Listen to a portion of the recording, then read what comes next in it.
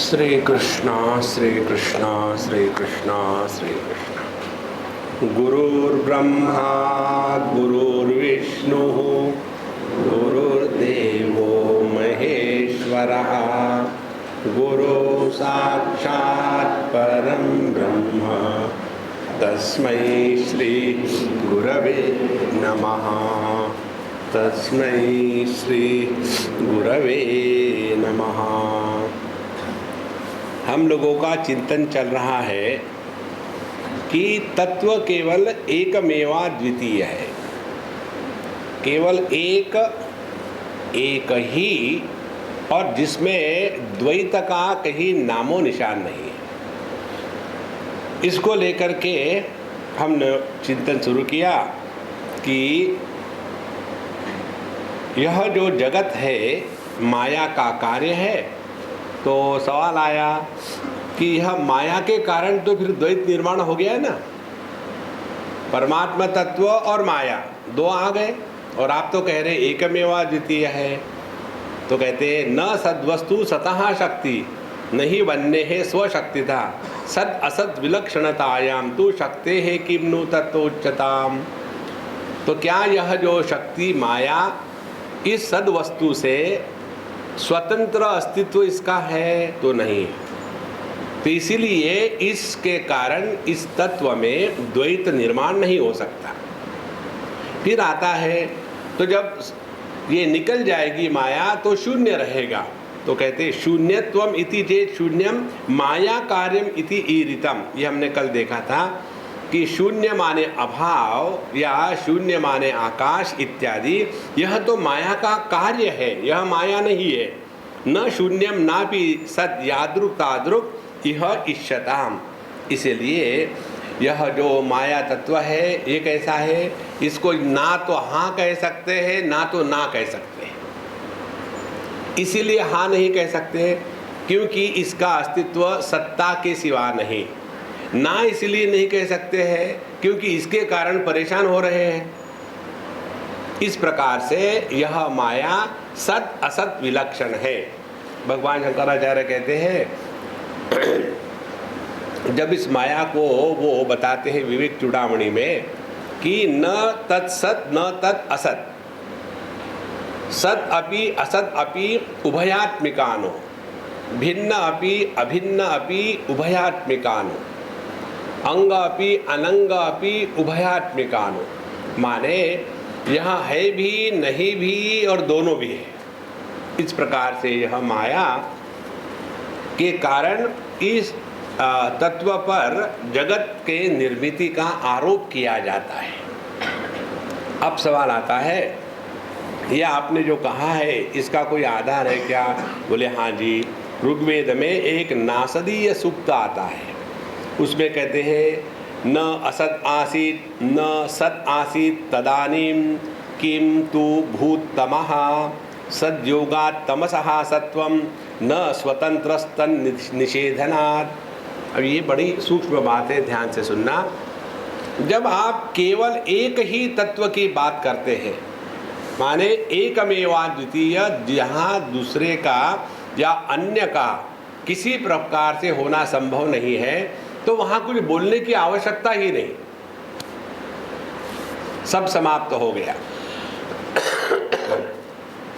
इसीलिए कहते हैं ना मौन व्याख्या प्रकटित पर ब्रह्म तत्वम युवान। तत्व का प्राकट्य मौन के भाषा से ही होता है। अच्छा, तो फिर ये दुनिया को जो हम देखते हैं अनुभव करते हैं उसकी स्थिति क्या है? तो कहते हैं न सत आसीत न असत आसीत।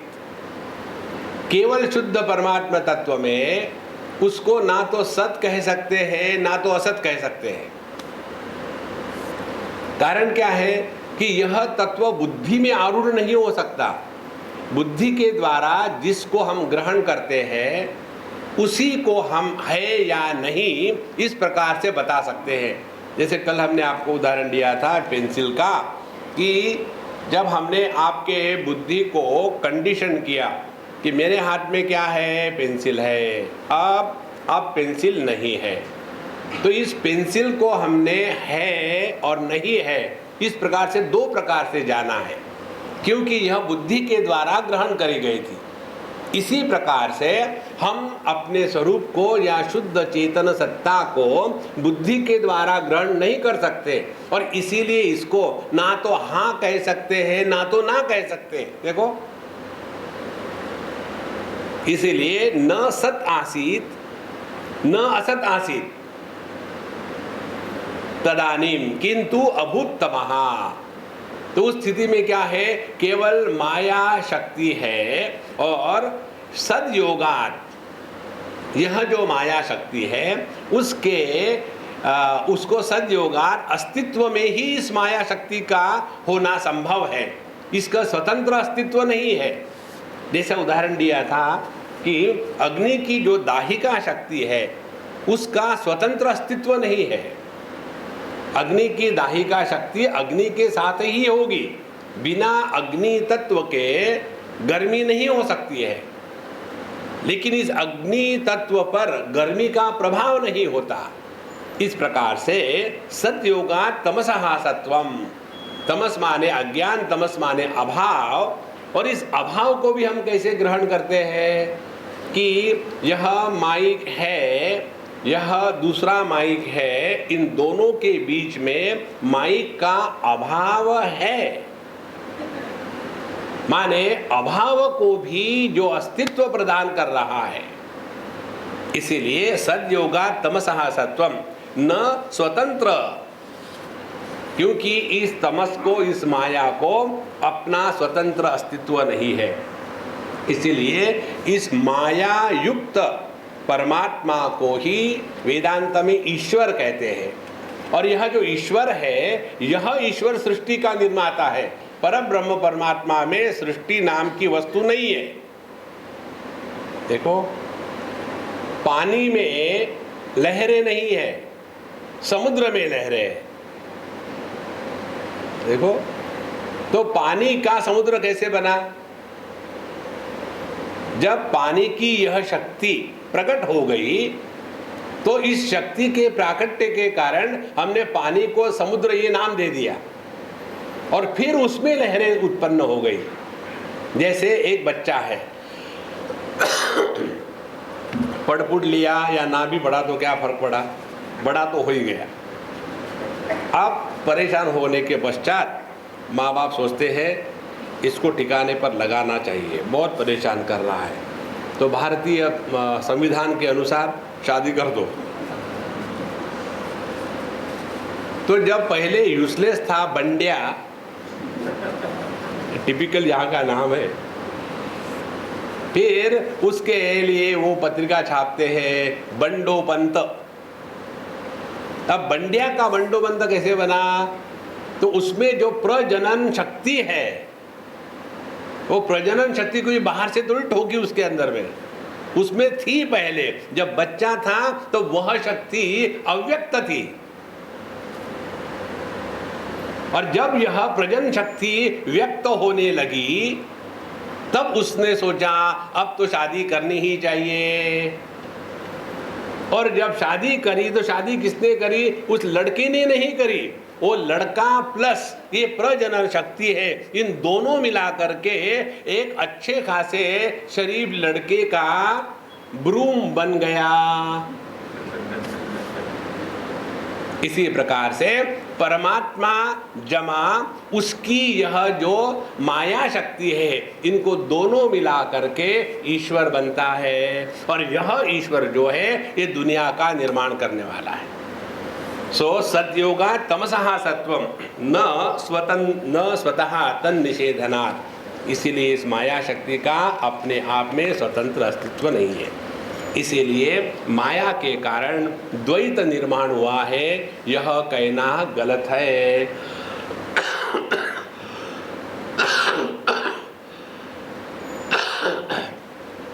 और यह जो बात है ये हमारे सांख्य योग इत्यादि लोग स्वीकार नहीं करते। सांख्य योग इनमें क्या है कि यह प्रकृति पुरुष से स्वतंत्र है। जब इनका स्वतंत्र अस्तित्व कहेंगे तो नेचुरली द्वैत आ गया, और द्वैत आ गया तो संसार मिटेगा ही नहीं।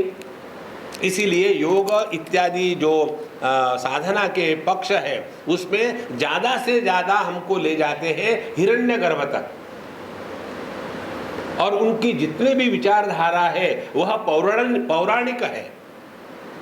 आप देखेंगे वो हमेशा यही बात करेंगे, किसी भी व्यक्ति के पास चले जाओ जो योग मार्ग से चल रहा है या जो सिद्ध मार्ग से चल रहा है या जो कुंडलिनी जागृति के मार्ग से चल रहा है या जो नाथ संप्रदाय के हैं, इन सब में एक बात आपको स्पष्ट दिखेगी।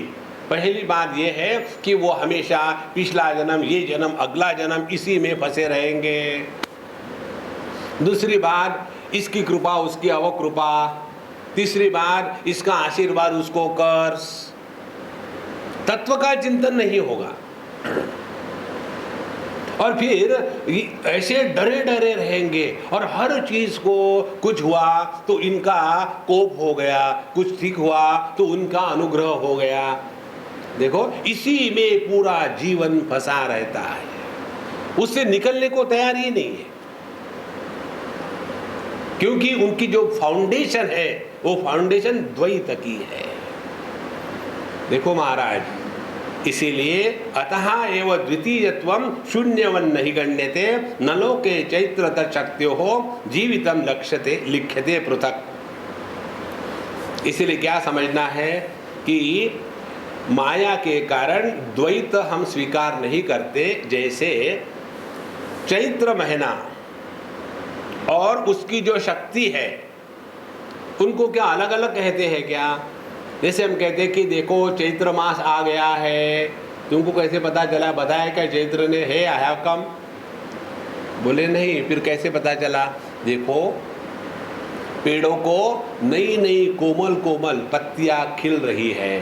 अच्छा, इसका मतलब है अभी वसंत ऋतु आ गया है। तो वसंत ऋतु का आना और वसंत ऋतु की जो शक्ति है जिसके कारण यह निसर्ग में परिवर्तन हो रहा है, क्या उनको हम अलग अलग कहते हैं क्या? एक ही कहते हैं, क्योंकि वो अलग है ही नहीं।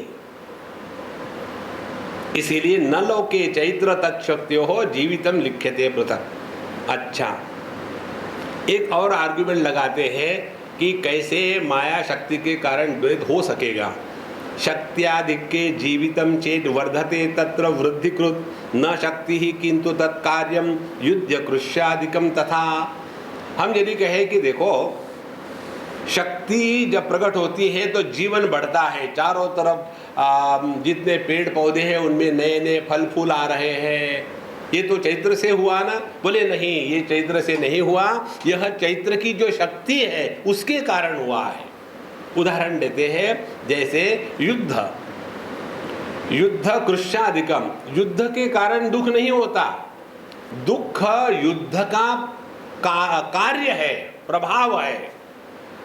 देखो जब आदमी मरता है तो मरने के कारण कुछ नहीं होता, मरने के कारण जो परिस्थिति निर्माण होती है उसमें आदमी दुखी होता है। इसलिए कार्य ही द्वैत की प्रतीति कराता है, लेकिन यह जो माया शक्ति है इसके कारण किसी भी प्रकार से द्वैत निर्माण नहीं होता। सर्वथा शक्ति मात्रस्य न पृथक गणना क्वचित शक्ति कार्यम तु नैवास्ति द्वितीयं शंक्यते कथम। इसीलिए सर्वथा शक्ति मात्रस्य न पृथक गणना क्वचित, किसी भी प्रकार से शक्ति और शक्तिमान इनको हम अलग अलग नहीं गिन सकते। देखो जब शक्ति प्रकट हो जाती है तभी यह शक्तिमान है समझ में आता है। जब शक्ति प्रकट नहीं हुई तो शक्ति होते हुए भी उस व्यक्ति के प्रति और उस शक्तिमान के प्रति हम एकदम कैसे अलग अलग रहते हैं। अभी कहाँ की बात है, हम कहीं गए थे तो वहाँ जाके हम बैठे और काफ़ी लोगों की भीड़ भाड़ चल रही है। वहाँ एक स्टूल था, हम स्टूल पे जाके बैठे। उतने में उधर से एक बड़ा पुलिस अफसर आया, तो उसने मेरे तरफ देखा तो मैंने राम राम भगवान। तो उसने मुझे पूछा, आप अनुभवानंद है क्या? मैंने कहा हाँ जी। फट से नमस्कार किया अपने विश्वनाथ मंदिर के पास। जब उसने नमस्कार किया बड़े अफसर ने, तो उसके बाद जितनी भी पुलिस है फटाफट फटाफट फटाफट, पहले भी तो मैं बैठा हुआ था ना, तब हटो हटो यहाँ से, चलो जाओ। जैसे शक्ति प्रकट हो गई, उसके बाद उसको शक्तिमान कहते हैं। तो यह जो शक्ति है परमात्मा की माया, यह माया शक्ति के कारण परमात्मा में द्वैत निर्माण नहीं होता। देखो, दैवी हेषा दुरत्यया मम माया दुरत्यया, 7वें अध्याय में भगवान कहते हैं मेरी ये जो माया शक्ति है दैवी है और दुरत्यया, इसको पार करना बड़ा कठिन है। माने व ये प्रपद्यन्ते माया में ताम तरंति थे। यदि हमने शक्तिमान को पकड़ लिया है तो शक्ति हम पर कोई कार्य नहीं कर सकती। इसीलिए पूरा जीवन इस शक्ति के पीछे ही पड़े रहो। तो क्या होगा? तपस्या के द्वारा भिन्न भिन्न शक्तियां प्रकट होती है, लेकिन उसके द्वारा अज्ञान का नाश नहीं होता। तपस्या का फल शक्ति का प्राकट्य है, लेकिन अज्ञान का नाश केवल ज्ञान से ही होगा। इसीलिए सर्वथा शक्ति मात्रस्य न पृथक गणना क्वचित, शक्ति कार्यम तो नहीं वास्ती। और इसीलिए जब यह शक्ति का कार्य प्रकट नहीं हुआ तो द्वैत कहाँ से आ गया? इसीलिए इस परमात्मा में, इस परब्रह्म तत्व में, सत्ता में, सद्वस्तु में माया के कारण द्वैत है ही नहीं। और ये सिद्ध होने के पश्चात एक और बड़ा सुंदर विचार करते हैं, न कृष्ण ब्रह्मावृति सा शक्ति किंतु एक देश भाग घट शक्ति यथा भूमो स्निग्धम रुद्धि वर्तते। तो यह जो माया शक्ति है परमात्मा की, ये पूर्ण परमात्मा को व्याप्त करके स्थित नहीं है, एक देश में है।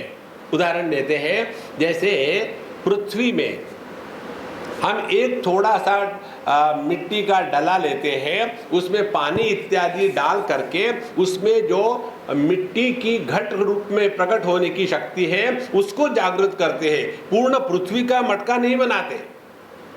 इसी प्रकार से यह जो माया शक्ति है केवल एक देश में, एक पार्ट में इस ब्रह्म के यह जगत निर्माण करती है।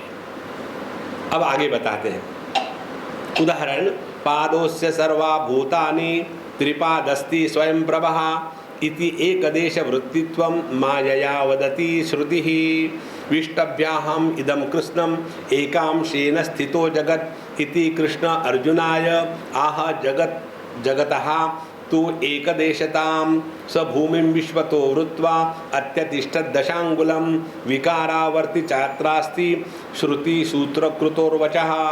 ये 3 श्लोकों में उन्होंने श्रुति और स्मृति के उदाहरण दिए हैं। कहते हैं, जैसे उपनिषद में आता है, पादोस्य सर्वा भूतानि, यह जो संपूर्ण विश्व है, पाद माने 1/4 को पाद कहते हैं। तो एक पाद में यह संपूर्ण जगत स्थित है और त्रिपादस्ति स्वयं प्रभः, और बाकी का जो परमात्मा तत्व है यह स्वयं प्रकाशित है, उसमें कोई भी संसार इत्यादि नहीं है। इस प्रकार से माया परमात्मा के एक अंश में ही कार्य कर रही है और वहाँ यह जगत का भ्रम भ्रांति प्रतीत होती है।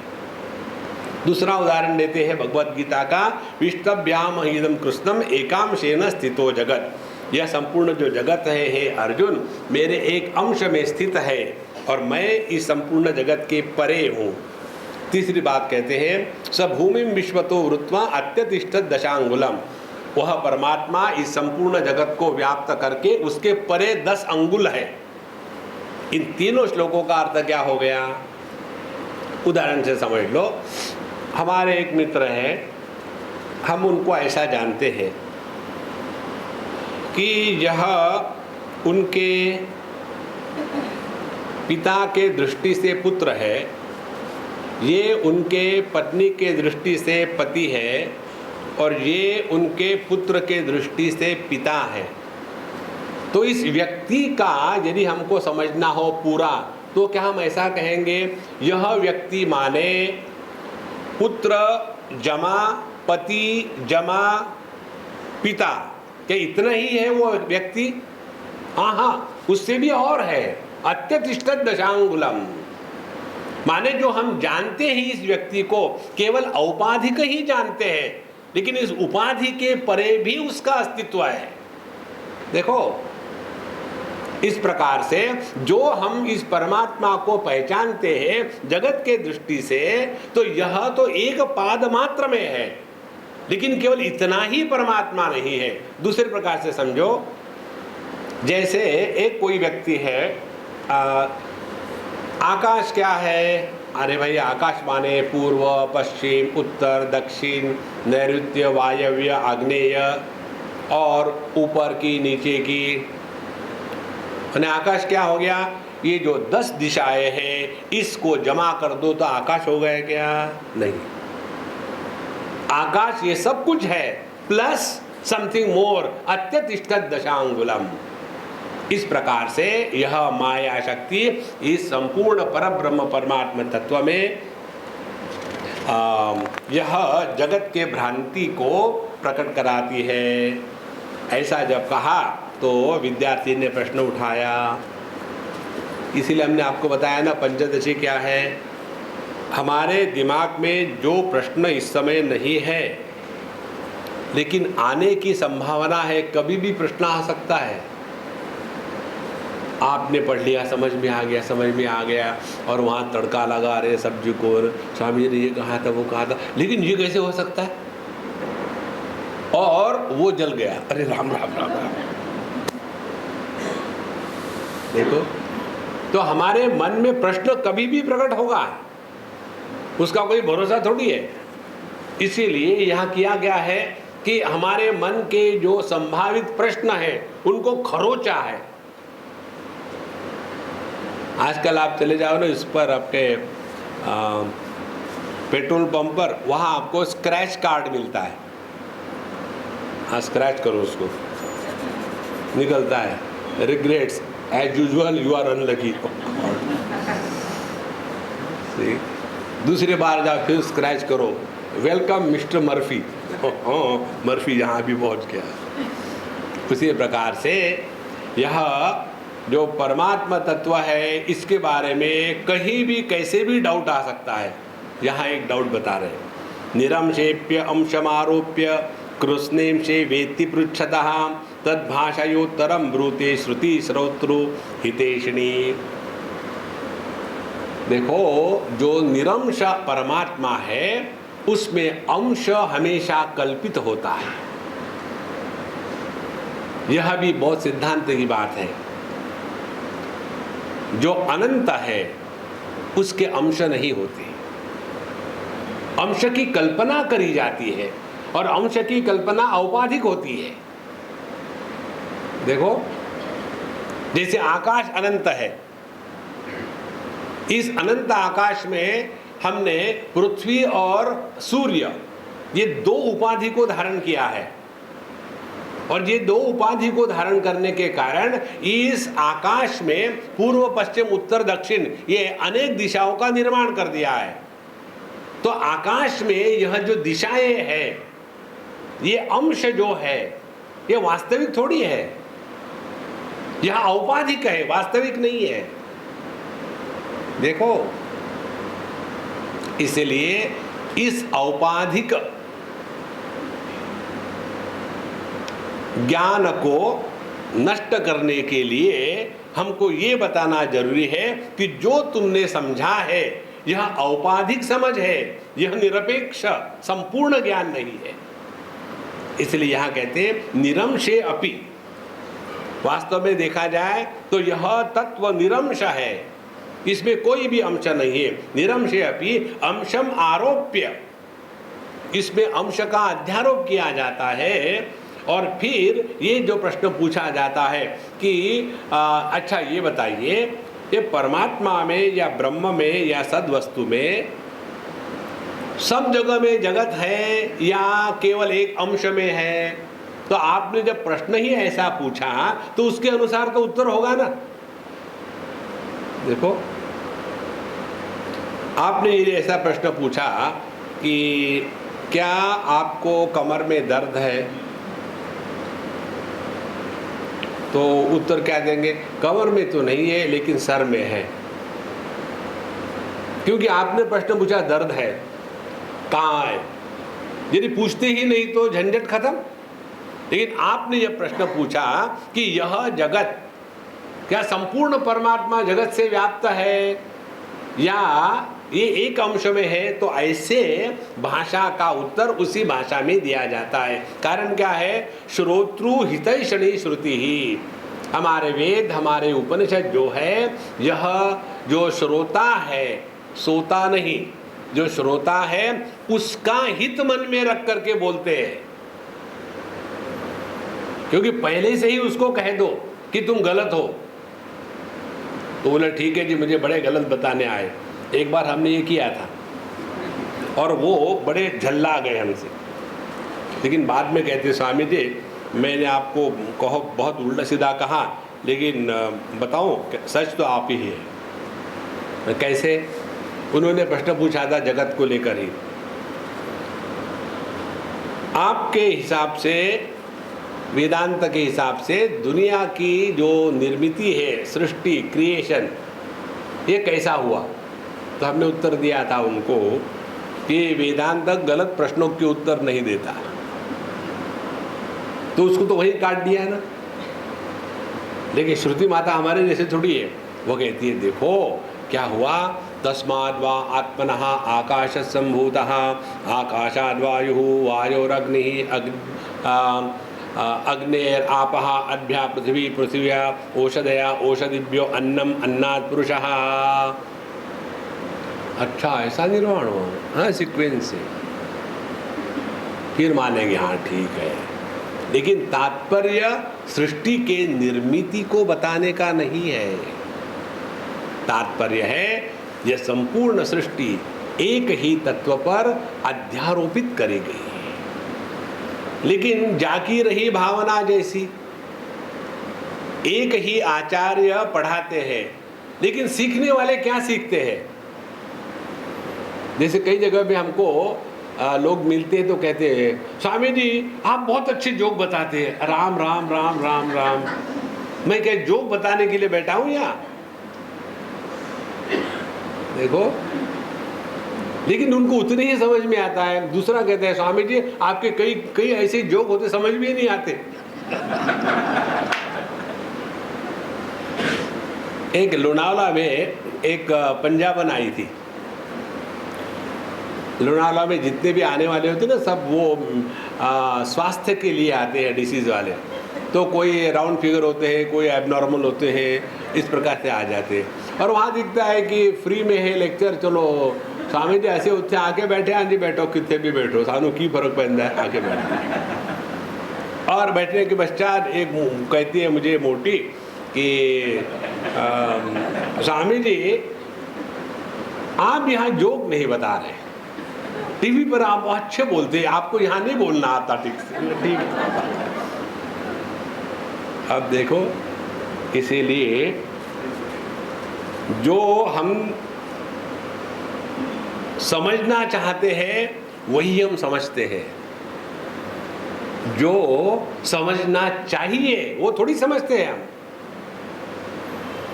देखो, हम साधु संतों के पास उनकी सुनने के लिए थोड़ी जाते हैं, अपनी मनवाने के लिए जाते हैं। और यदि हमारी बात वो साधु संत नहीं माने तो ओ स्वामी जी बड़े बड़े गुस्से वाले हैं, क्योंकि हमारे कहने के अनुसार नाचे नहीं। फिर क्या करो, हम तो भगवान कृष्ण के भगत हैं, छोटे से मक्खन के लिए देखो गोपियों के लिए कैसे नाचते थे और स्वामी जी नचाते हैं।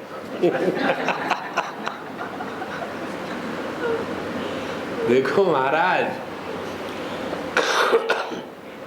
श्रुति श्रौतृ हितैषिणी, इसलिए हमारे शास्त्र हमारा भला ध्यान में रख करके कहते हाँ एक अंश में ही यह जगत निर्माण हुआ। कैसे?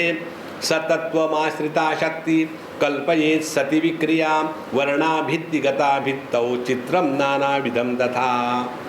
जिस प्रकार से एक दीवार पर अनेक रंग का पेंट दे करके भिन्न भिन्न चित्र निर्माण कर देते हैं, और वह चित्र इतने सुंदर है, वो इतना आकर्षित करते हैं कि उसके पीछे दीवार है, यह विचार तक हमारे मन में नहीं आता। देखो, इसी प्रकार से यह माया शक्ति इस परमात्मा में नाम रूप इस विविधता का ऐसा सुंदर चित्र निर्माण कर देती है कि इन नाम रूप के विचित्रता के पीछे केवल एक ही तत्व है, यह तत्व ही ढक जाता है। देखो, पंचदशी में एक चित्रदीप प्रकरण आएगा, उसको हम पढ़ेंगे जैसा समय मिलेगा। उसमें ये विस्तार से किया है, केवल 290 श्लोक है, ज़्यादा नहीं है। यदि कोई कहे कि हम वेदांत पढ़े हैं, सिर्फ हमने पंचदशी नहीं पढ़ी, तो वैसा ही है। कोई कहेगा कि मैं मुसलमान हूँ लेकिन कुरान मुझे मालूम नहीं, कोई कहेगा कि मैं क्रिश्चियन हूँ लेकिन बाइबल मुझे मालूम नहीं। ये जैसे असंभव है, गलत है, उसी प्रकार से कोई कहे कि हमने वेदांत तो पढ़ लिया है, ये पंचदशी क्या होती है जी? अरे ये एकादशी की बड़ी बहन पंचदशी। अच्छा, यहाँ तक के बता दिया है कि माया के कारण यह द्वैत निर्माण नहीं हो सकता। अब ये पंच महाभूत जो है जिससे ये सृष्टि बनी हुई है, इसको लेकर के कहते हैं 60वां श्लोक है, आद्यो विकार आकाशः सो अवकाश स्वरूपवान आकाशः अस्ति इति सत्तत्वम आकाशेप्यनुगच्छति। अब यहाँ से जो विचार है ये मूल विचार है, उसके बाद फटाफट आगे जाएंगे, इसको ठीक से समझ लेना। आद्यो विकार आकाशः, तो जो पहला विकार तत्व पर कल्पित किया गया है वह विकार है आकाश। अब यहाँ ध्यान से सुनना, तत्व वो होता है जिसमें विकार नहीं होता। देखो, तत्व वह है जिसमें विकार नहीं होता, और यदि हमको विकार दिखता है तो वह कल्पित है। देखो, जैसे पानी में विकार कल्पित किया तो वहां समुद्र और लहरें निर्माण हो गई,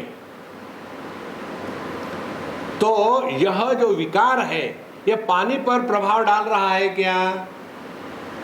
क्या पानी समुद्र में डूबेगा? क्या लहरें टूटेगी तो पानी टूटेगा? नहीं। तो पानी पर समुद्र यह कारण और लहरें यह कार्य दोनों अध्यारोपित किए गए हैं, यह कल्पित है। देखो, वाचारंभणम विकारो नामधेयम मृत्तिका एव सत्यम, छांदोग्य में आता है, जितने भी नाम रूप है यह केवल वाणी का विलास मात्र है, वास्तविक नहीं है। इसीलिए आद्यो विकार आकाशः, तो पहला विकार जो इस तत्व पर सद्वस्तु पर अध्यारोपित किया है वह है आकाश। और इसके विशेष गुण क्या है इसका? सहा अवकाश स्वरूपवान, और यह अवकाश स्वरूप है माने ये सबको जगह देता है। जगह देता है मीन्स गिव स्पेस, नींद से नहीं उठा देता, जगह देता है। तो सहा अवकाश स्वरूपवान। उसके पश्चात इस आकाश की अनुभूति हमको कैसे होती है? आकाशः अस्ति, तो आकाश है। यह जो है यह आकाश के साथ जुड़ गया। देखो, एक एक स्टेप समझ लेना बिल्कुल क्लियरली। तो पहले विकार इस माया ने तत्व में कल्पित किया है आकाश, और उसके बाद हम कहते हैं आकाश है। आप उसके पश्चात आगे बताते हैं, ये पूरा विचार जब होगा तब एकदम क्लियर हो जाएगा। एक स्वभावं सत्तत्वं आकाशो द्विस्वभावकः नावकाश सती व्योम्नि सचैषोपि द्वयं स्थितम्। एक स्वभाव सत्तत्वम, जो सत्ता है उसका एक ही गुण है और वो है मात्र, अस्तित्व मात्र। और आकाश जो है उसके दो गुण हो गए अभी, तो कहते हैं आकाशः द्विस्वभावकः। कौन से दो गुण हो गए आकाश के? एक तो हो गया वह अवकाश स्वरूप है, जो जिसमें एम्प्टीनेस है उसको अवकाश कहते हैं, और दूसरा वह है। तो ये दो गुण हो गए आकाश के, और सत्ता का एक ही है, केवल है मात्र। इस प्रकार से यह परब्रह्म केवल अस्तित्व सत्ता मात्र, और आकाश सत्ता भी है और उसके साथ साथ उसमें एम्प्टीनेस भी है। अच्छा, या दूसरे प्रकार से समझ लो, यद्वा प्रतिध्वनिर्व्योम्नो गुणो नासौ सतीक्षते व्योम्नि द्वौ सध्वनि तेन सदेकम द्विगुणम वियत। यद्वा, या दूसरे प्रकार से सोचो तो प्रतिध्वनि व्योम्नः गुणः, जो इको है, जो आप हमने कुछ कहा तो उसका जो इको होकर के आवाज आता है, यह आवाज, यहाँ यह जो शब्द है यह आकाश का गुण है, यह सद्वस्तु का शुद्ध सत्ता का गुण नहीं है। इसीलिए यह आकाश एक स्वभाव है और ये जो यह सत्ता एक स्वभाव आना है, और आकाश में दो गुण आ गए। अच्छा, अब यहाँ मजा आती है। या शक्ति कल्पयेत व्योम सा सद व्योम्नोर अभिन्नताम आपाद्य धर्म धर्मित्वम व्यत्ययेनावकल्पयेत। अब ये बहुत सूक्ष्म श्लोक है। जो शक्ति इस सत्ता पर आकाश की कल्पना करती है, और कल्पना होने के बाद आकाश और सत्ता इनको अभिन्न रूप से ग्रहण करती है या कराती है, और केवल अभिन्न रूप से ही ग्रहण नहीं कराती बल्कि उनकी पोजीशन भी चेंज कर लेती है। कैसे पोजीशन चेंज कर ली? पहले क्या था? सत्ता, एग्जिस्टेंस। इस सत्ता पर आकाश अध्यारोपित किया, तो वास्तविक क्या है? वास्तविक सत्ता है, आकाश अध्यारोपित है। अब ये दोनों को ऐसा मिला दिया कि आकाश है, यह भान हुआ। अब ऐसा भान होने से क्या हो गया? आकाश बन गया वस्तु और सत्ता बन गई उसका गुणधर्म। लेकिन वास्तविकता क्या है? सत्ता है वस्तु और आकाश उस पर अध्यारोपित किया गया है। देखो कितनी सहज और सूक्ष्म बात है। इसी प्रकार से यह सत्ता हम है और इस सत्ता पर देह अध्यारोपित करा गया है। लेकिन हम क्या कहते हैं? मैं देह में हूं, ये नहीं कहते हैं। मैं देह हूं, देह सत्ता में है, ये नहीं कहते। देह की सत्ता है कहते हैं। धर्म और धर्मी, substance and attribute, they get exchange in their position. यही है माया का कार्य। सो या शक्ति कल्पयत व्योम, जो माया शक्ति इस सत्ता पर आकाश कल्पित करती है, वही माया शक्ति आकाश और सत्ता इनको एक बना देती है। अभिन्नता, जैसे हमको अपना अस्तित्व और अपना देह, इनमें अलगता नजर नहीं आती, हालांकि है।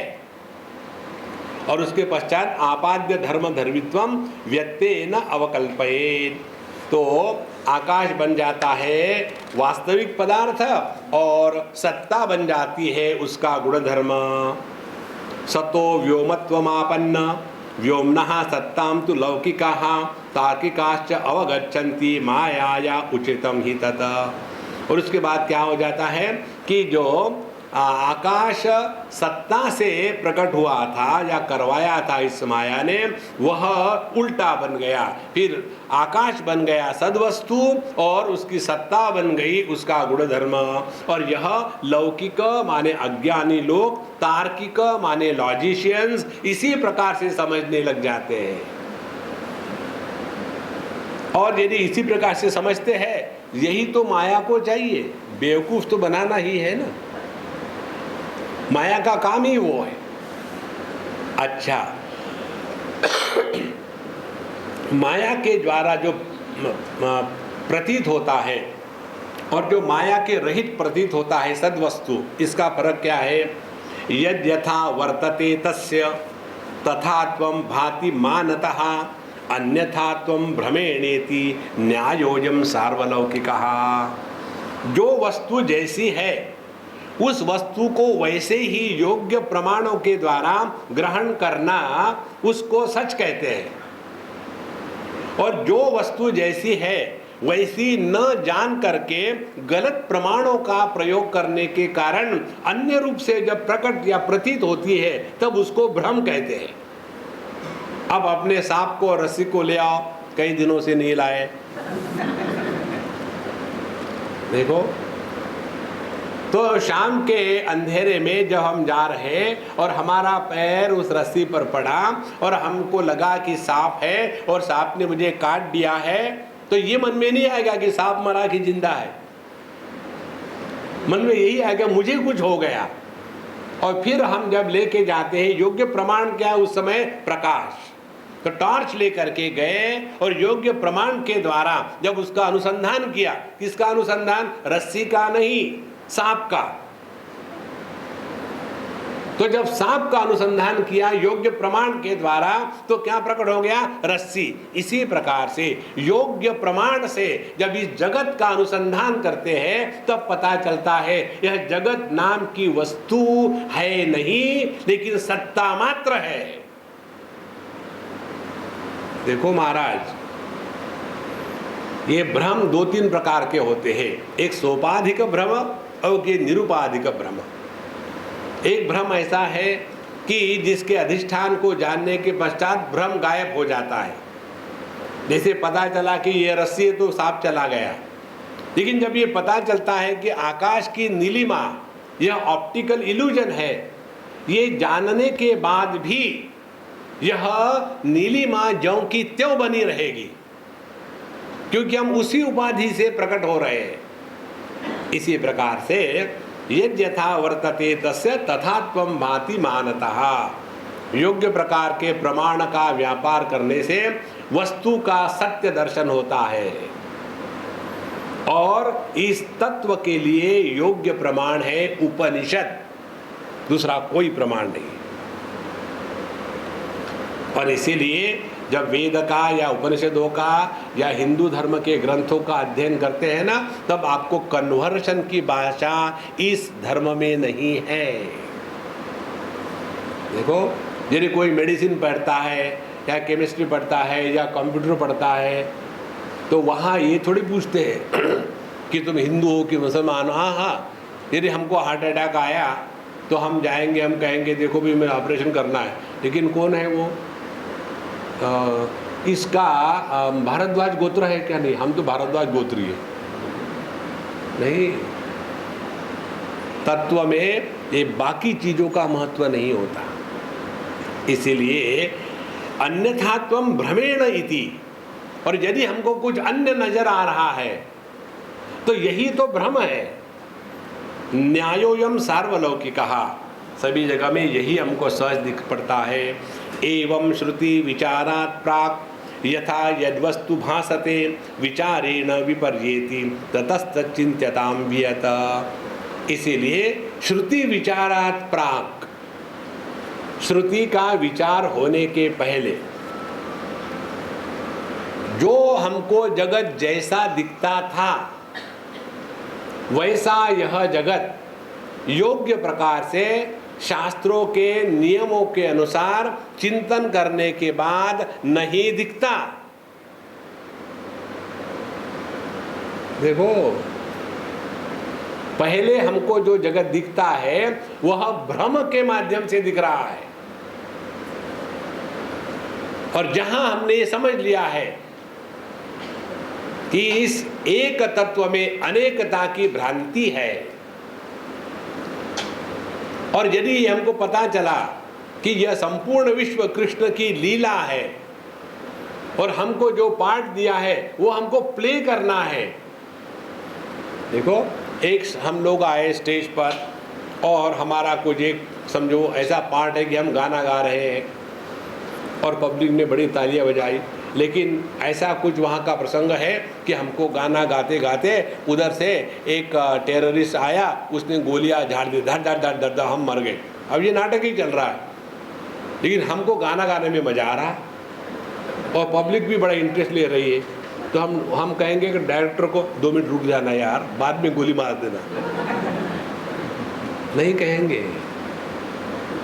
देखो, वहीं के वहीं खत्म, क्योंकि मालूम है ये केवल नाटक है। देखो, तब हमारे ज्ञान की निष्ठा होती है। इसीलिए श्रुति विचारात प्राक यथा यद वस्तु भासते, योग्य विचार प्रकार के चिंतन के पूर्व जो इस जगत के भिन्न भिन्न परिस्थितियों का दर्शन आकलन हमको हो रहा था, विचारेण विपर्येति, योग्य विचार करें तो पता चलेगा कि अपने जैसा कोई बेवकूफ था ही नहीं। इसीलिए हमारे शास्त्र कहते हैं ज्ञान मान जहूं एक हु नाही। ज्ञान का लक्षण वह है कि जहां किसी प्रकार का अभिमान नहीं होता। अभिमान क्यों नहीं होता? कारण ज्ञान क्या है? ज्ञान ये है कि मैं सच्चिदानंद परब्रह्म परमात्मा होते हुए भी अपने को जीव देह इत्यादि मान करके सुखी दुखी हो रहा था अपनी बेवकूफी के कारण। तो ज्ञान क्या हो गया? अपनी बेवकूफी को पहचाना। अब किसको अपने बेवकूफी का अभिमान होगा? मालूम है यार, पहले बड़े बेवकूफ थे। नहीं, हो ही नहीं सकता। इसीलिए विचारेण विपर्येति ततः, इसलिए चिंत्यताम वियत, वियत माने आकाश। इसीलिए अब संपूर्ण पंचमहाभूत है, इसका हम चिंतन करेंगे, क्योंकि पंचमहाभौतिक सृष्टि ही है। यदि ये पंचमहाभूतों को हमने एकदम मिथ्या प्रत्यय, यह माया का कार्य मात्र समझ करके इसका यदि त्याग कर दिया, तो यह सृष्टि में रहते हुए भी हम पर सृष्टि का कोई प्रभाव नहीं होगा। जैसे किसी भी प्रकार के आभूषणों में रहते हुए भी सुवर्ण पर कोई प्रभाव नहीं होता। रावण की मूर्ति बनाई तो सुवर्ण को पाप नहीं लगता, और राम की मूर्ति बनाई तो सुवर्ण पवित्र नहीं होता। चाहे हमारी आंखें भगवान के मूर्ति को देखे तो आंखें पवित्र नहीं होती, और कूड़े करकट को देखे, सुअर को देखे तो आंखें अपवित्र नहीं होती। देखो, यह जो अपना तत्व स्वरूप है, इसको जिसने पहचान लिया है वो इस जगत में तेन त्यक्तेन भुंजी था माँ गृदहा कस्य सिद्धनम ईशावास्य। फिर उनके जीवन में भोग की प्रवृत्ति अपने आप शांत हो जाती है। इस जगत में हम भोग करने के लिए थोड़ी आए हैं, भोग तो किया ही आज तक, दूसरा किया क्या है? आहार निद्रा भय मैथुनंच, पूरे जीवन भर इसके सिवा दूसरा किया क्या है कि यहां आकर भी वही करना है? देखो, इस प्रकार से जैसे जैसे हमारी समझ स्पष्ट होगी, आप यूपी के होगे तो अस्पष्ट होगी, यूपी में सब अस्पष्ट ही है। तो विचारेण विपर्येति ततः चिंत्यताम वियत, भिन्ने वियत सती शब्द भेदात् बुद्धेश्च भेदतः वायवादिषु अनुवृत्तम सत् न तो व्योमेति भेदधीहि। अब किस प्रकार से हम अपना चिंतन शुरू करें ये बताते हैं। भिन्ने वियत सती, तो पहले हमने आकाश और यह जो सत्ता है उनको हमने अलग अलग कर दिया है समझदारी के साथ। क्या समझदारी थी हमारी कि सत्ता पर इस माया का ऐसा कुछ प्रभाव दिख पड़ता है कि वहाँ आकाश निर्माण हो गया, और आकाश निर्माण होने के पश्चात आकाश बन गई वस्तु और सत्ता बन गया उसका गुणधर्म। जैसे पेंटिंग की एक दीवार पर कपड़े पर, तो पैसा जो होता है वो होता है पेंटिंग का, उसका आधार जो कपड़ा है उसको कोई देखता तक नहीं। यदि उसके पीछे से कपड़ा निकाल दिया जाए तो पेंटिंग का अस्तित्व नहीं है। इसी प्रकार से इस सत्ता का जो तिरस्कार हम करते हैं यही सबसे बड़ा पाप है, और इसी पाप के कारण हम तो दुखी है सनम, पब्लिक को भी दुखी करके छोड़ेंगे। देखो फिर भीख मांगते भटकते दुनिया में, हमको ये चाहिए, हमको वो चाहिए, हमको ऐसा चाहिए, भिखार है। अपने इस आनंद स्वरूप को पहचानो महाराज, इसी के लिए अपना जन्म है। टेररिज्म करके 2-4 लोगों को उड़वा करके वहाँ चले जाएंगे हम स्वर्ग में। वहाँ जाने के बाद 7 कन्याएं पुष्पमाला लेकर के खड़ी हो जाएगी, मेरे टेररिस्ट डार्लिंग आ जाओ आ जाओ, तुम्हारी राह देख रहे थे। और फिर वहाँ कंपटीशन लगती, नहीं ये टेररिस्ट तो मेरा है, तो किसको बेवकूफ़ बना रहे हैं। देखो संतो, अपने स्वरूप को हमको पहचानना है। यदि इसको नहीं करेंगे तो हमने अपने आप का सत्यानाश किया है। तो इस प्रकार से वियत सती, आकाश और सत वस्तु, इनका भेद हमने समझ लिया, उद्देश्य भेदतः। इसमें कैसा भेद है, अब ऐसा देखो जैसे ये वस्तु है पेंसिल, इस पेंसिल में 2 ज्ञान हमको प्रकट होते हैं। एक तो यह पेंसिल का नाम और रूप, और दूसरे इस पेंसिल की सत्ता या अस्तित्व। तो जब हम कहते हैं यह पेंसिल है, तो इसमें 2 ज्ञान हो गए, एक पेंसिल और दूसरा होना। उसके बाद हमने दूसरा एक पदार्थ हाथ में लिया, रिमोट कंट्रोल। रिमोट कंट्रोल है, इसमें भी 2 बातें आ गई, एक रिमोट कंट्रोल नाम रूप, दूसरा उसका होना। इस प्रकार से आप 50 वस्तु ले लो तो हर एक वस्तु का ज्ञान हमको 2 प्रकार से हो रहा है। एक वह वस्तु की विशेषता, नाम रूप की, उपयोग की, वर्णन की, गुणों की इत्यादि, और उस सब के साथ सत्ता जुड़ी हुई है। तो यह जो एक सत्ता है इसमें अनेक नाम रूप अध्यारोपित करे गए। देखो, इसीलिए जब हमारा ध्यान इस सत्ता पर जाता है तब नाम रूप और उसके कारण निर्माण होने वाली जो अनेकता है, जो भेद बुद्धि है, वह समाप्त हो जाती है। और ये कब होता है, जैसे हम ले गए अपनी वेडिंग रिंग सोनार के पास, देखो जी बड़ी समस्या है, क्या दूसरी शादी करनी है तो कर लो, क्या बात है, लेकिन वेडिंग रिंग तो एक ही है, पहले बीबी की है, क्या करें, इसको गला करके दूसरी बार बनाते हैं। तो इसको गला दिया, दूसरी बार बनाया, तुम्हारा नाम क्या है, चंद्रमोहन, तुम नहीं कर सकते हो शादी क्योंकि अलाउड नहीं है। फिर क्या करो, नाम बदल डालो, चांद मोहम्मद, और फिर शादी कर लो। शादी कर ली, हो गई शादी, हाँ जी, अब फिर रिवर्ट बैक, अंडू, और फिर हम अपने चंद्रमोहन बन गए। अब गवर्नमेंट के सामने टक्कर, अब क्या करें इसको, क्योंकि हमने धर्म बदल करके अपना काम तो कर लिया, अब धर्म फिर से वापस बदलना नहीं, इसका तो कहीं लॉ है नहीं, तो हम वापस आ गए। अब ये कंडीशन है गवर्नमेंट के सामने कि अब उस अम्मा की क्या स्थिति होगी। देखो नाटक ही चल रहा है ना, इसी में फंसे हैं हम सब लोग। तो जो चंद्रमोहन है उसका नाम और रूप बदल गया, लेकिन है तो वही बेवकूफ। एक के कारण कम परेशान था, दूसरी को ले आया, या हो सकता है इसलिए लाया दोनों को भिड़ा दे और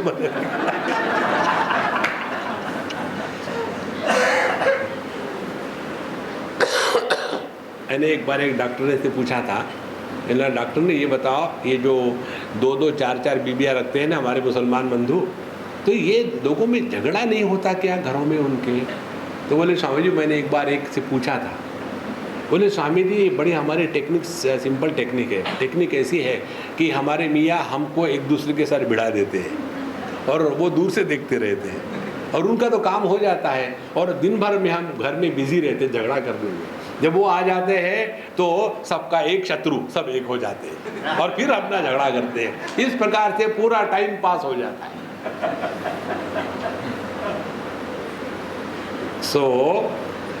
यह जो सद्वस्तु और आकाश, इसको हमने समझदारी के साथ अलग अलग कर लिया। भिन्ने वियत्सति शब्द भेदात् बुद्धेश्च भेदतः। अब वायवादिषु अनुवृत्तम सत् न तो व्योम इति भेदधि। अब यहाँ से आकाश से निकल करके अब दूसरा जो महाभूत है वायु, उसमें हम प्रवेश करते हैं। तो आकाश की क्या सिद्धि हो गई अब कि आकाश में सत्ता जो है वह वास्तविक है, आकाश अध्यारोपित है, आकाश सत्य नहीं है। उसके पश्चात इस आकाश से वायु निर्माण हुआ। अब इसमें क्या है, वायु में भी अब वही सत्ता जुड़ी हुई है, वायु है। जैसे आकाश है था वैसे वायु है। अब कहते हैं सद्वस्तु अधिक वृत्तित्वात् धर्मी व्योमनस्तु धर्मताम धिया सता पृथक कारे ब्रूहि व्योम किमात्मकम। अब यह जो सत्ता है यह आकाश में भी है और वायु में भी है, इसीलिए यह जो सत्ता है यह व्यापक है, केवल आकाश मात्र में सीमित नहीं है। इसीलिए यह जो सत्ता है यह धर्मी है और आकाश इसका धर्म हो गया है। देखो, और यदि धिया सतः पृथक कार्य, यदि हमने आकाश में से सत्ता निकाल डाली, आकाश में से सत्ता निकाल डाली, तो आकाश की क्या स्थिति होगी? आकाश नहीं है। लेकिन आकाश में से सत्ता निकलने के बाद जैसे आकाश गायब हो जाता है, उसी प्रकार से आकाश गायब होने के कारण क्या सत्ता गायब हो गई? सत्ता ज्यों की त्यों। तात्पर्य क्या हुआ? आकाश इस अखंड सत्ता पर अध्यारोपित है। एक बार एक महात्मा को प्रश्न पूछा, ये महाराज ने तैत्तिरीय उपनिषद में आता है, उसका अर्थ समझाइए। क्या आता है रे बाबा? वहाँ कहते हैं तस्माद् वा एतस्माद् आत्मनः आकाश संभूतः। चुप, क्योंकि ये जो पाठ करने वाले होते हैं ना, उनको बटन दबा के बंद करना होता, खटक। तो क्या इतना काफी है? नहीं, मुझे प्रश्न पूछना था। प्रश्न पूछने की आवश्यकता नहीं, तुम ये कंठस्थ नहीं करते हो ना, करो ना तो सुखी रहोगे। क्या हो गया? क्या कहा है उपनिषद ने? आत्मा से आकाश पैदा हुआ। आकाश माने क्या? कुछ नहीं, माने आत्मा से कुछ प्रकट हुआ ही नहीं। आगे कहाँ प्रश्न है? अब कुछ हुआ ही नहीं तो प्रश्न है कहाँ? अरे राम, फिर वो बाकी का क्या है? आपको बेवकूफ बनाने के लिए। मांडुक्य उपनिषद कहती है प्रथम इसमें, न निरोधो न च उत्पत्ति न बद्धो न च साधकः न मुक्तः न मुमुक्षुर्वै इत्येषा परमार्थता। ना कुछ हुआ है ना कुछ होने वाला है, खाली भी दुखी हो रहे। इसलिए धिया सतः पृथक्कारे, यदि हमने समझदारी के साथ आकाश से सत्ता को अलग किया तो व्योम किमात्मकम, फिर इस व्योम या आकाश की क्या स्थिति है? तो हम कहेंगे यह आकाश है ही नहीं। अवकाशात्मकम तच्चेत असत तत् इति चिंत्यताम। अब इसके ऊपर चिंतन चल रहा है। कहते हैं यदि हम ऐसा कहेंगे कि आकाश अवकाशात्मक है ना, हाँ जी है, तो वो अवकाशात्मक है लेकिन है नहीं, ऐसा चिंतन करें तो देखो बुद्धि की भ्रष्टता। अब अवकाशात्मक है लेकिन वो है नहीं, ऐसा चिंतन करें तो, अरे ये कोई चिंतन करने की रीति है? भिन्नम सतः असच्च न इति, ये सत से सत्ता से अलग है लेकिन ये असत नहीं है। तुमको पता चल रहा है कि तुम क्या बोल रहे हो? कोई व्यक्ति ऐसा कहे कि मेरे मुख में जिह्वा नहीं है, ये कोई कह सकता है ऐसा? इसको वदतो व्याघात दोष कहते हैं। जो व्यक्ति ऐसा कहेगा कि मेरे मुख में जिह्वा नहीं है, उसकी जिह्वा जरा ज्यादा ही लंबी है, और जिसके मुख में जिह्वा नहीं है वो कहेगा भी नहीं कभी। इसी प्रकार से यह आकाश सत्ता से अलग है लेकिन इसका अभाव नहीं है क्योंकि वह आकाशात्मक है, ऐसा यदि कहो तो न इति वक्षिषेर व्याहति स्तव, इसको कहते हैं व्याहति दोष। लेकिन यदि ये आकाश नहीं है लेकिन हमको दिखता है ना बाबा, उसका क्या? भाति इति चेत भातु नाम भूषणम मायिकस्य तत् यद असत भासमानम तत् मिथ्या स्वप्न गजादिवत। अब यहाँ मिथ्या किसको कहते हैं, इल्यूजन किसको कहते हैं, यह बताए जा रहे हैं। भाति ती चेत, लेकिन हमको तो आकाश का अनुभव आ रहा है ना, आने दो। किसी वस्तु का अनुभव आता है इसीलिए वह है, ये थोड़ी होता है। अनुभव तो भ्रांति का भी आता है। देखो मेजॉरिटी लोगों का ये अनुभव है कि सूर्योदय और सूर्यास्त हो रहा है, तो क्या रियली सूर्योदय सूर्यास्त होता है क्या? नहीं, सूर्य का कभी अस्त भी नहीं होता, उदय भी नहीं होता, और वो इधर से निकल के इधर भी नहीं जाता। ये तो पृथ्वी की गति जो है वो सूर्य पर अध्यारोपित है। देखो तो भाति चेत भातु नाम, दिखने दो ना, क्या फर्क पड़ता है। मायिकस्य भूषणम चतत, यही तो माया का सौंदर्य है। क्या माया का सौंदर्य है? यद असत जो नहीं है, यद असत भासमानम तत्, फिर भी वो दिखता है। न होते हुए भी जिसकी प्रतीति होती है उसको कहते हैं इल्यूजन या भ्रांति। अब देखो कितने अपने अनुभव है। जैसे दोपहर को 12 बजे जब सूर्य एकदम सर के ऊपर में है और बड़ा तप रहा है और आप गाड़ी चला रहे हो, सीधा रास्ता है मीलों तक, तो सामने से आपको उसी रोड पर कहीं पानी दिखेगा, और वो पानी इतना सत्य दिखेगा कि उधर से कोई कार या बस आ रही हो तो उसका प्रतिबिंब उसमें जैसे के तैसे दिखता है। लेकिन क्या वो मृगजल है? क्या नहीं है, दिखता है। देखो, माने भ्रांति किसको कहते हैं? जो वस्तु जैसी है वैसी न दिख करके अन्य के रूप में प्रकट होना, उसको कहते हैं भ्रांति। और भ्रांति के कारण जो दिखता है उसको कहते हैं illusion. See, delusion is in us, illusion is observed. तो भाति इति चेत भातु नाम भूषणम मायिकस्य तत् यत् असत् भासमानम तत् मिथ्या स्वप्न गजादिवत। उसको कहते मिथ्या। मिथ्या का तात्पर्य ये नहीं है कि इसका एकदम सरासर अभाव है।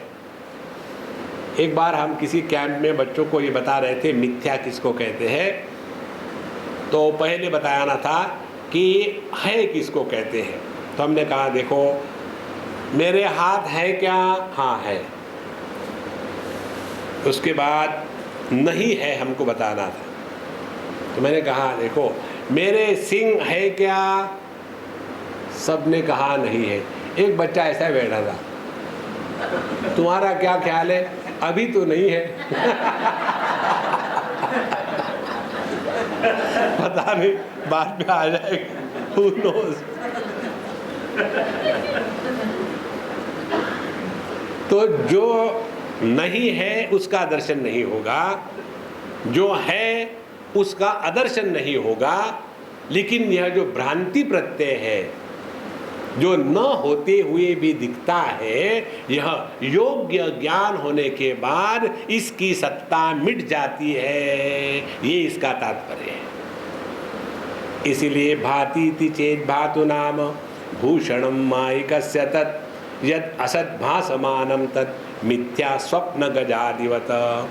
जैसे स्वप्न में हमने हाथी इत्यादियों को देखा तो वो हमको भास हुआ। वहाँ कई बार सपने में देखते हैं कि बहुत भयानक चीज़ है, कोई शेर आ गया, कोई सांप आ गया, कोई बिल्ली आ गई, कुछ हो गया, इतना असत्य प्रतीत होता है। लेकिन जब जग गए तो कहाँ चला गया? नहीं, वो केवल मन के विकार थे, वास्तविक नहीं था। तो इन दोनों को अलग करना बड़ा कठिन है। कैसे अलग करें? आकाश और सत्ता, इनको अलग कैसा करें? आप कहते विवेक करो। तिल तंडुल का विवेक सिंपल है।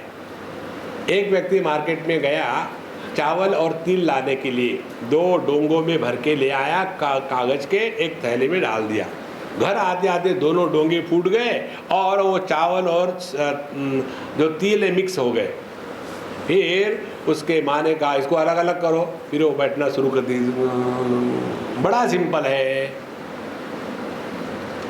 लेकिन यहाँ आकाश और सत्ता, इनको अलग करें। कैसे करेंगे अलग? सत्ता को अलग करो, आकाश को, तो मेरा क्या होगा? कैसे अलग करें? देखो, इसीलिए जो बुद्धि का प्रयोग ठीक से करना जानते हैं उनके लिए वेदांत बहुत सिंपल बनता है। और जिनकी बुद्धि आर्ग्यूमेंटेटिव होती है, क्यों क्यों क्यों क्यों, हर चीज में क्यों, दुराग्रह, ऐसे व्यक्ति अपने ही बुद्धि के शिकार होकर के या तो एक्साइटमेंट में एंड अप हो जाते हैं या डिप्रेशन में चले जाते हैं। अभी हम कहीं गए थे, वहाँ एक अम्मा हमको मिली।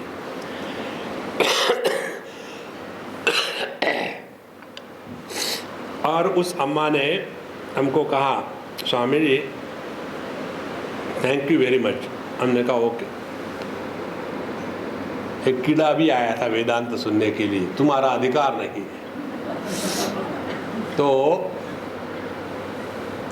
पिछले 3 दिन से मैं आपको सुन रही हूँ और मुझे आपको एक बात बतानी, मैं जल्दी बता दूँ। क्या है? मेरा डिप्रेशन चला गया।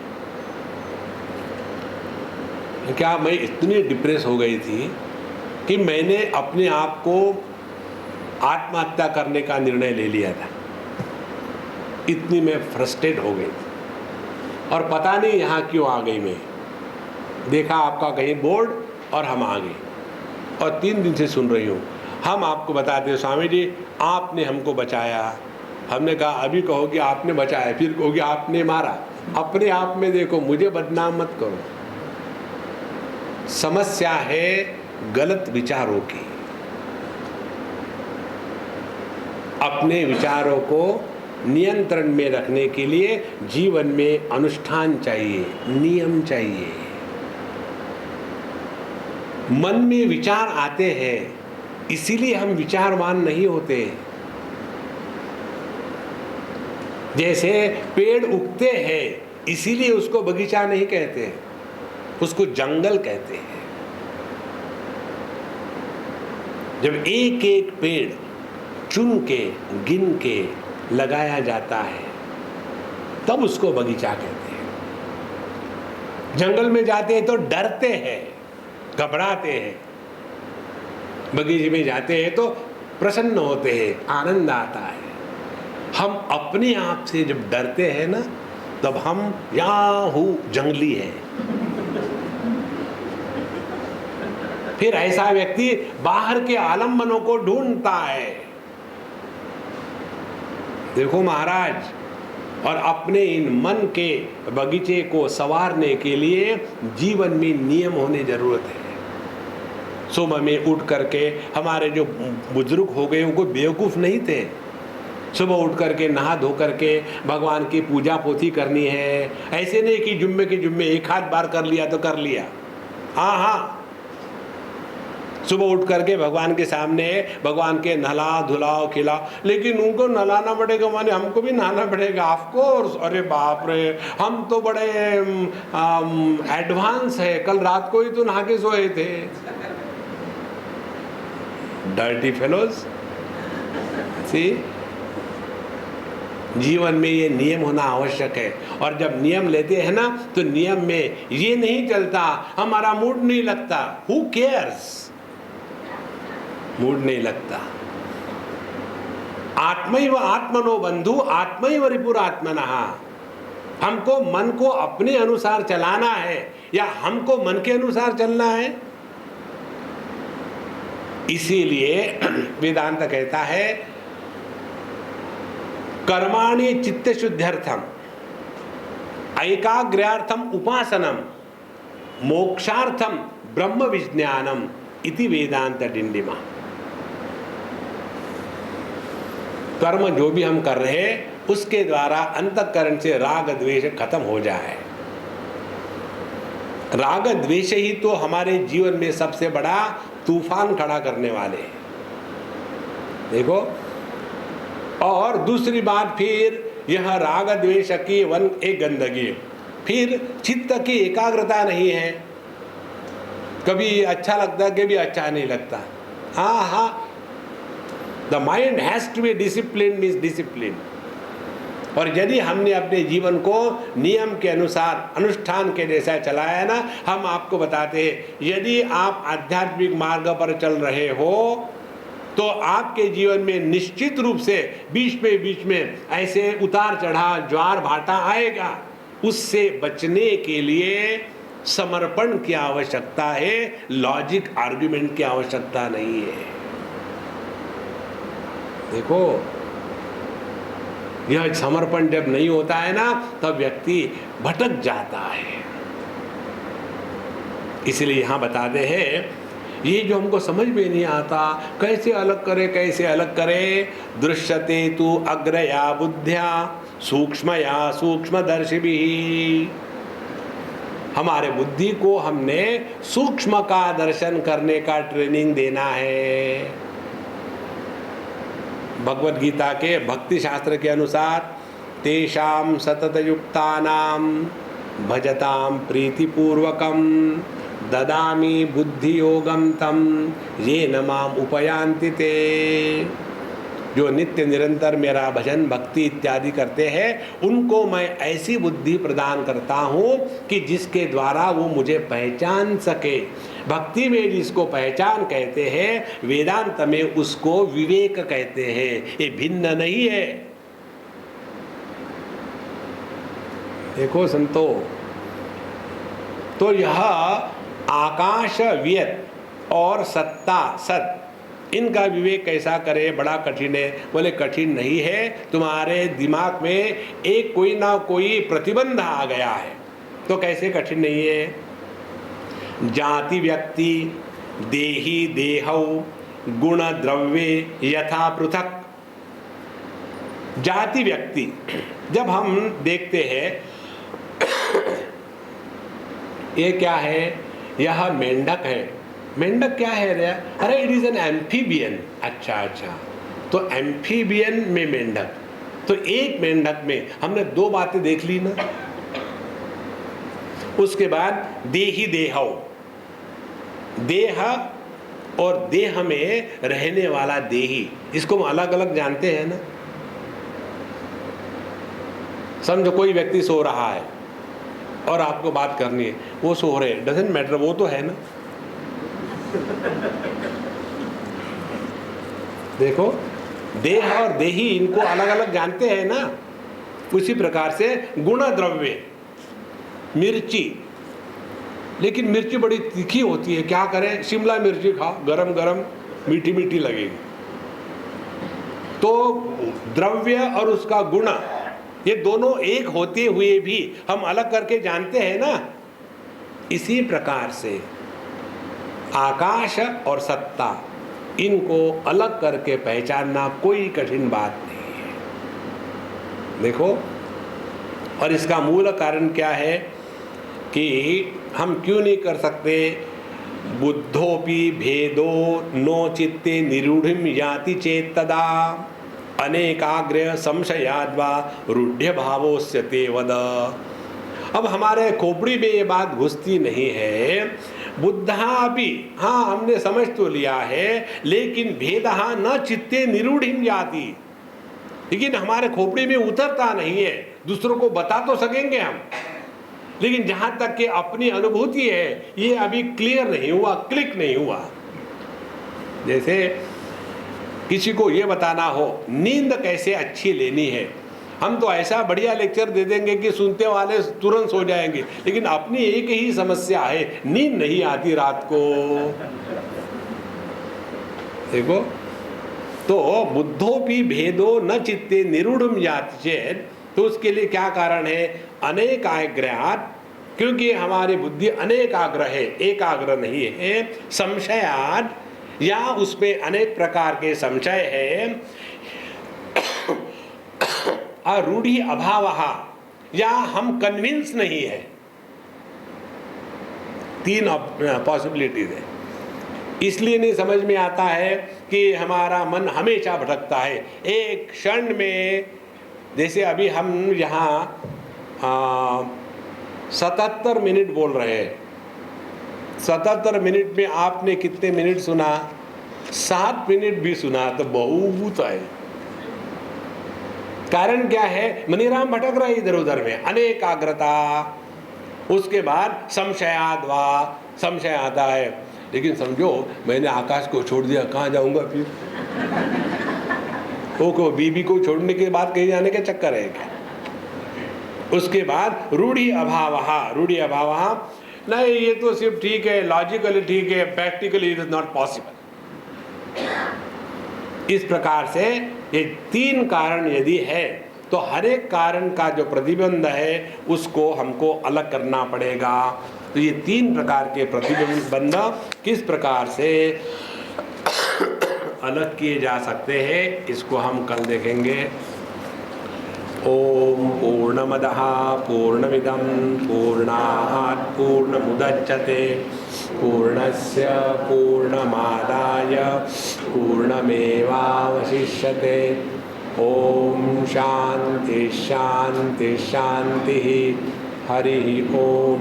श्री गुरुभ्यो नमः। हरि ओम।